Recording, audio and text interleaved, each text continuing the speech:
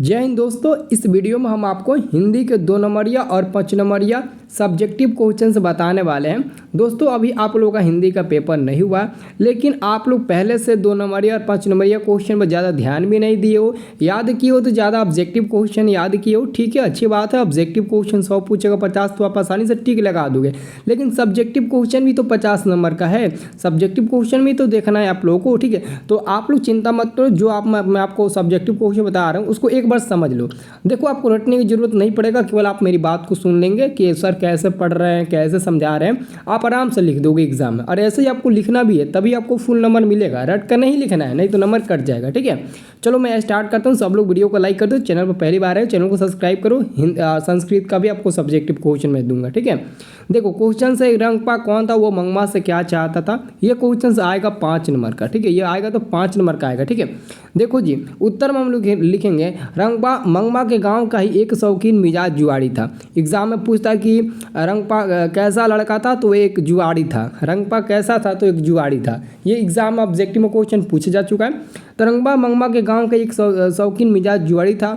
वो मंगमा से कर्ज मांगता था। कर्ज मांगने के साथ साथ वो मंगमा के साथ अवैध मतलब संबंध स्थापित करना चाहता था, यानी कि उसके साथ शादी विवाह जो भी अवैध संबंध था वो मतलब कि बनाना चाहता था। इसलिए जब मंगमा दही बेचने शहर जा रही थी, तो रास्ते में एक अमराई का कुआं था। उसी कुएं के पास रंगपा ने मंगमा का हाथ ऐसे पकड़ा जैसे उसके घर वाले ने उसका हाथ पकड़ लिया। ठीक है, जिस कारण मंगमा को कहना पड़ा कि क्या बात है रंगपा, आज बड़े रंग में हो, मेरा अच्छापन देखने को तुम मेरे घर वाले हो क्या। तो मंगमा के पास कुछ पैसे थे जिसे रंगपा किसी प्रकार प्राप्त कर लेना चाहता था। ठीक है, बस यही आप लोग को यह लिख देना है, ज़्यादा इसमें है नहीं। ठीक है, बस यही आप लोगों को लिख देना है। अब देखो अगला क्वेश्चन, ये क्वेश्चन 2 नंबर का आएगा मेरे दोस्त। ये क्वेश्चन काफ़ी ज़्यादा इंपॉर्टेंट है, एकदम इंपॉर्टेंट है ये क्वेश्चन। ठीक है, क्वेश्चन से आपका लेखक की दृष्टि में सच्चे भारत के दर्शन कहाँ हो सकते हैं और क्यों। तो आपको पता क्यों लगा दिया तो थोड़ा क्वेश्चन से बढ़ गया। अगर क्यों ना लगाता तो एक ही 2 लाइन में हो जाता, लेकिन क्यों लगा दिया तो 4 लाइन तो लिखना पड़ेगा। देखो लेखक की दृष्टि में सच्चे भारत दर्शन गाँव में हो सकते हैं। ठीक है, क्यों। अब यहाँ पर अगर यहाँ तक हम लिखते जब क्यों ना पूछता तो, लेकिन क्यों पूछ दिया तो हमको आगे लिखना भी पड़ेगा। तो लेखक की दृष्टि से सच्चे भारत का दर्शन गांव में हो सकते हैं। ये ऑब्जेक्टिव में भी क्वेश्चन आ चुका है, क्योंकि गांव में ही भारत की आत्मा निवास करती है। वहाँ जहाँ कलकत्ता, मुंबई, मद्रास तथा अन्य शहरों जैसी बनावटी चमक दमक नहीं मिलती, बल्कि वहाँ जीवन की सादगी, त्याग, प्रेम, उत्कृष्टम, पारंपरिक संबंध आदि देखने को मिलते हैं कि आवश्यकता के लिए, मतलब इन सभी को मतलब कि आप गांव में ही देख सकते हैं। देखो बड़े बड़े इमारतें शहर में होंगे, विदेशों में शहर में होंगे, लेकिन जो अच्छे जीवन लोग जीते हैं, एकदम मस्त जीवन जीते हैं, वो गांव के ही लोग जीते हैं। बोलते हैं कि हम शहर के हैं तो हम मस्त जीते हैं, नहीं ऐसा बात नहीं है। कभी गांव में जाकर देखो, अच्छा मतलब कि हवा मिलती है, ऑक्सीजन मतलब कि ज़बरदस्त मिलती है, जो भी कुछ हो खान पान से लेकर सब कुछ वहाँ पर की व्यवस्था है अच्छी तरह से। ठीक है, तो यही आपका लेखक का कहना है और आप लोग यही लिखना है। ठीक है, गाँवों के बारे में आप लोग लिख देना। अगला क्वेश्चन से देखो जी, अगला क्वेश्चन अच्छे से पढ़ो। अगला क्वेश्चन से कभी अपने को जलपात्र और मदिरा क्यों कहता है। कभी अपने को जलपात्र और मदिरा क्यों कहता है, तो उत्तर में लिखिएगा कभी अपने को ईश्वर का जलपात्र और मदिरा इसलिए मानता है क्योंकि ईश्वर रूपी जल मानव रूपी पात्र में निवास करता है। मनुष्य ही उस जल को शुद्ध एवं सुरक्षित रखता है। यदि मनुष्य जल की विशेषता का गुणगान नहीं करेगा, अर्थात जल का पान नहीं करेगा, तो आखिर कौन करेगा। मतलब कि कहना है कि कभी अपने ईश्वर का जलपात्र और मदिरा इसलिए कहता है क्योंकि ईश्वर जल रूपी मानव रूपी पात्र में निवास करता है। अगर मनुष्य जल की रक्षा न करेगा तो कौन करेगा, क्योंकि जल को मनुष्य पीता है। मनुष्य को जल मतलब बचाती है, यानी कि एक तरह से हम जल पीते हैं तो क्या हम हवा पीकर थोड़ी ना जीवित रहते हैं, जल भी पीते हैं तो जीवित रहते हैं, ऐसा नहीं है। ठीक है, तो अर्थात उस जल का पान नहीं करेगा तो आखिर कौन करेगा। मदिरा का कहने का उद्देश्य है कि भगवान भक्त की प्रेम पूर्ण भक्ति उसी प्रकार मस्त हो जाते हैं जैसे मदिरा का पान कर कोई सूझबूझ खो बैठता है। अतः कवि ने अपने को जलपात्र और मदिरा दोनों माना है, जलपात्र और मदिरा दोनों माना है। ठीक है, अब देखो ये क्वेश्चन आएगा 2 नंबर का। ठीक है, ये क्वेश्चन 2 नंबर का आएगा, सीता अपने ही घर में घुटन क्यों महसूस करती है। अब यहाँ पर पता चलेगा कि सीता अपने ही घर में घुटन क्यों महसूस करती है। ठीक है, और तो यहाँ पर आपको उत्तर में लिखना होगा सीता अपने ही घर में इसलिए घुटन महसूस करती है क्योंकि परिवार का माहौल ठीक नहीं है, भरा पूरा है, बेटे बहुए पोते पोतिया, लेकिन किसी में तालमेल नहीं है। परिवार की ऐसी स्थिति देख उनका मन भर जाता है। मेरे बच्चा लोग, आजकल के जो टाइम है देख रहे होंगे कि आजकल के हर जो बड़े परिवार है वहाँ पर बहुत ज़्यादा फैमिली है, उनका परिवार है, तो वहाँ पर किसी में ज़्यादा पटती नहीं है, पटरी चलती नहीं है ज़्यादा किसी में। वही बात यहाँ पर भी है कि सीता अपने घर में घुटन क्यों महसूस करती है, तो सीता अपने घर में घुटन इसलिए महसूस करती है क्योंकि परिवार का माहौल ठीक नहीं है, पूरा घर भरा हुआ है, बेटे हैं, बहुएँ हैं, पोती पोतिया, लेकिन किसी में तालमेल नहीं है, किसी में बातचीत नहीं होती है। ऐसी स्थिति देख सीता का मन भर जाता है। अब यहाँ तक भी लिख देते हो तो 2 नंबर मिल जाएगा। और आगे भी आप लिख सकते हो, वो आंखें पूछकर आकाश की ओर देखने लगती है, उसे लगता है कि जैसे पृथ्वी और आकाश के बीच घुटन भरी हुई है, वैसे ही घुटन उसके हृदय में भरी हुई है, क्योंकि वहाँ घर में अपेक्षित खाने की रोटी तो मिल जाती है, लेकिन माँ के प्रति बेटे का जो दायित्व होना चाहिए वो नहीं दिखता है।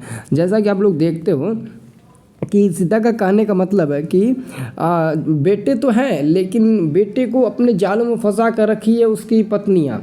आजकल के वही होता ही है कि माँ को भूल जाते हैं, अपनी पत्नी का गुलाम बन जाते हैं। ठीक है, बहुत लोग हैं जो ऐसा करते हैं। ठीक है, आप लोग ऐसा मत करना। ठीक है, अब देखो अगला क्वेश्चन, देवनागरी लिपि के अक्षरों में स्थिरता कैसे आई? देवनागरी लिपि के अक्षरों में स्थिरता कैसे आई? तो आप लोगों को लिखना है दो सदी पहले जब सर्वप्रथम इस लिपि की टाइप तैयार हुई और इसमें पुस्तक छपने लगी, तब देवनागरी लिपि के अक्षरों में स्थिरता आई। देखो ये बहुत आसान है, एकदम लिख दोगे, एकदम लिख कर आना। 2 सदी पहले जब सर्वप्रथम इस लिपि के टाइप तैयार हुए और इसमें पुस्तक छपने लगी, तब देवनागरी लिपि के अक्षरों में स्थिरता आई। ठीक है, अब देखो अगला क्वेश्चन, मैंने बोला था ना कि ये क्वेश्चन ऑब्जेक्टिव में पूछा था, यहाँ पर सब्जेक्टिव में पूछेगा परंपरा ज्ञान किनके लिए आवश्यक है? तो मैंने बोला था ना, जो लकीर के फकीर न होकर क्रांतिकारी साहित्य की रचना करना चाहते हैं, अक्सर उन्हीं लोगों के लिए परंपरा का ज्ञान अति आवश्यक है। तो आप लोग क्या लिखना, लिख लो। अभी देख लो, जो आंसर मैं नीचे लिखा हूँ उसको छोड़ो, वो गया भाड़ में, लेकिन आपको यहाँ पर मैंने जो बताया था ऑब्जेक्टिव में वो याद करो। परंपरा का ज्ञान उन लोगों के लिए आवश्यक है जो लकीर के फकीर न होकर क्रांतिकारी साहित्य की रचना करना चाहते हैं। यानी कि परंपरा का ज्ञान उन लोगों के लिए आवश्यक है जो लकीर के फकीर न होकर क्रांतिकारी साहित्य की रचना करना चाहते हैं, उन्हीं लोगों के लिए परंपरा ज्ञान अक्सर आवश्यक होता है। ठीक है, बस इतना ही लिख देना। और देखो इसके बारे में वही लिखा भी गया होगा, ऐसा नहीं है। परंपरा ज्ञान उन लोगों के लिए सबसे ज़्यादा आवश्यक है जो सारी रूढ़ियाँ तोड़कर क्रांतिकारी साहित्य की रचना करना चाहते हैं अथवा साहित्य की नई परंपरा आरंभ करना चाहते हैं। तात्पर्य है कि जो लोग समाज की बुनियादी परिवर्तन करके वर्णहीन शोषण मुक्त समाज की स्थापना करना चाहते हैं, ऐसे लोगों के लिए परंपरा ज्ञान अति आवश्यक है।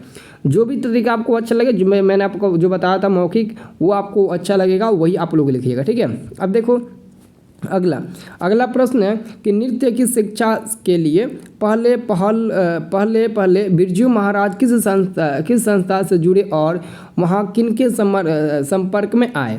तो नृत्य की शिक्षा के लिए पहले बिरजू महाराज निर्मला जी के स्कूल हिंदुस्तानी डांस म्यूजिक से जुड़े, वहाँ के कपिलाजी, लीला कृपलानी आदि के संपर्क में आए। वहीं कपिलाजी एवं लीला जी की हाई ट्रेनिंग होती थी।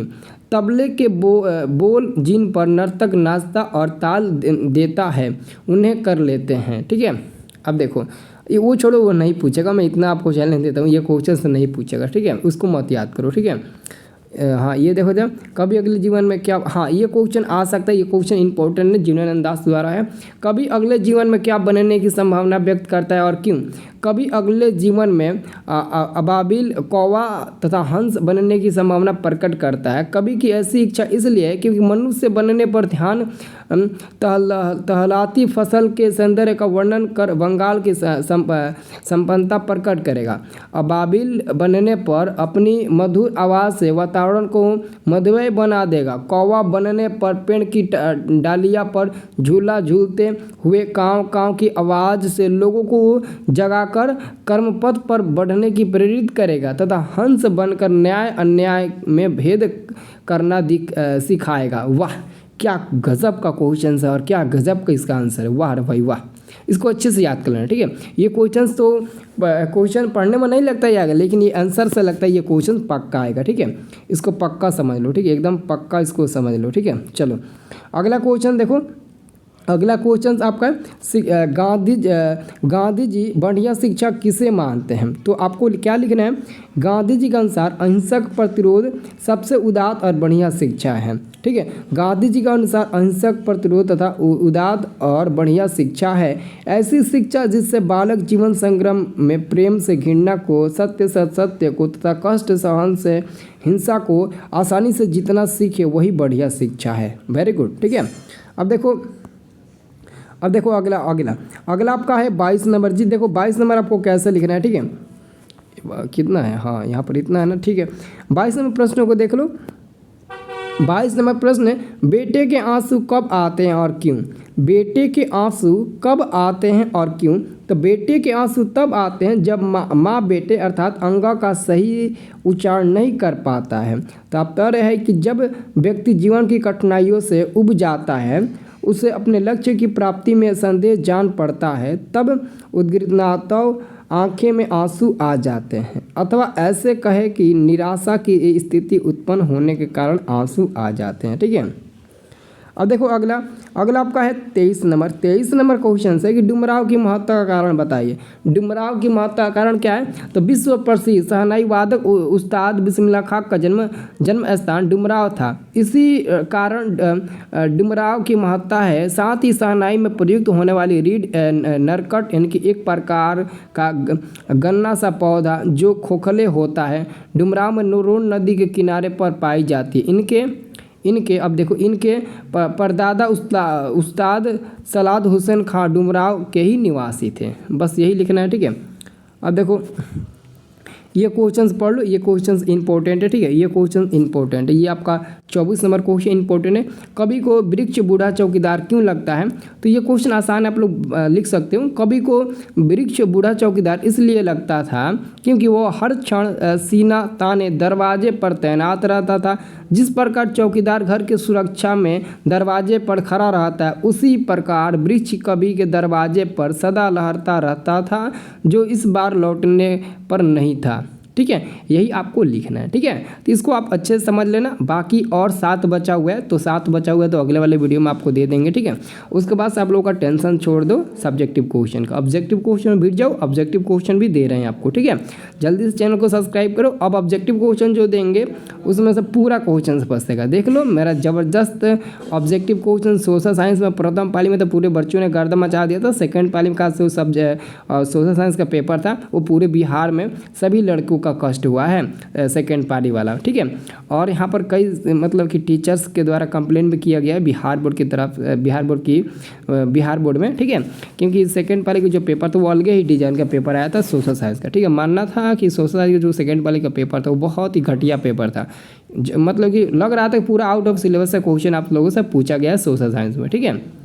तो चिंता करने की बात कोई नहीं है, देखो क्या उस पर आदेश आता है, ठीक है। बट आप लोग अभी हिंदी का संस्कृत का तैयारी करो, ठीक है।